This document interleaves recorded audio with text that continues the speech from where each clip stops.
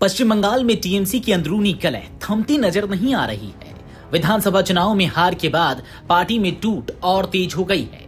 अब टीएमसी के वरिष्ठ नेता और उत्तर बंगाल विकास विभाग के पूर्व मंत्री रविंद्रनाथ घोष ने बागी नेता ऋतव्रत बैनर्जी के गुट का दामन थाम लिया है।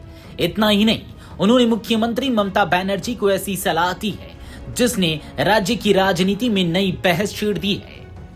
रविवार को बागी गुट में शामिल होने के बाद रविंद्रनाथ घोष ने दावा किया कि यदि ममता बनर्जी अपने भतीजे और टीएमसी सांसद अभिषेक बनर्जी को फिलहाल सक्रिय राजनीति से अलग कर दे तो पार्टी छोड़ चुके अधिकांश नेता और कार्यकर्ता दोबारा टीएमसी में लौट सकते हैं।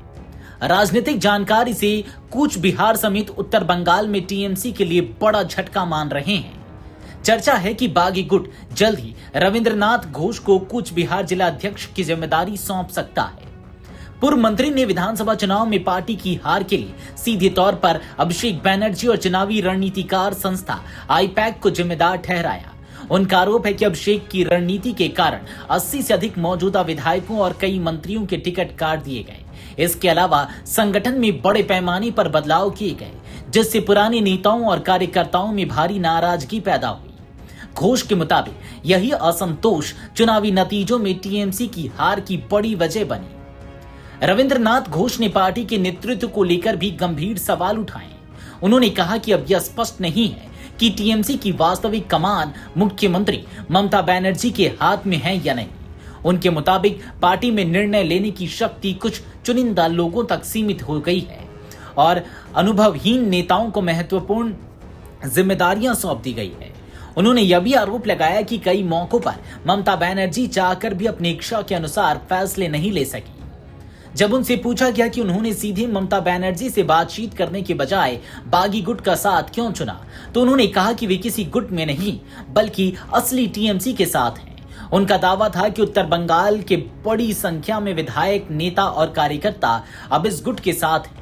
उन्होंने आरोप लगाया कि जिन नेताओं पर भ्रष्टाचार के आरोप लगे उन्हें संगठन में अहम जिम्मेदारियां दी गई, जबकि ईमानदार और जमीनी कार्यकर्ताओं की लगातार अनदेखी की गई। इस बीच भाजपा ने भी टीएमसी की इस अंदरूनी लड़ाई पर हमला बोला है। केंद्रीय मंत्री और भाजपा नेता सुकांत मजूमदार ने तंज कसते हुए कहा कि टीएमसी अब दो नावों में बढ़ चुकी है और दोनों नावें डूबने वाली हैं। उन्होंने कहा कि पार्टी के नेता किसी भी गुट में जाएं, उनका राजनीतिक भविष्य एक जैसा ही रहने वाला है। उधर ऋतव्रत बैनर्जी के नेतृत्व वाला बागी गुट लगातार अपने संगठन का विस्तार कर रहा है। हाल ही में 2 दिवसीय बैठक के बाद इस गुट ने अपनी समानांतर राज्य और जिला समितियों की घोषणा की। इससे पहले यह गुट ममता बनर्जी को पार्टी अध्यक्ष पद से हटाने, वरिष्ठ विधायक अरूप रॉय को अध्यक्ष बनाने और चुनाव आयोग से खुद को असली टीएमसी के रूप में मान्यता देने की मांग भी कर चुका है।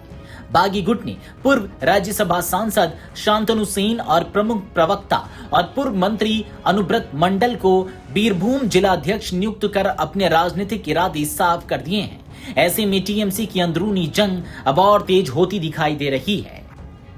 Video desk अमरउजाला.com।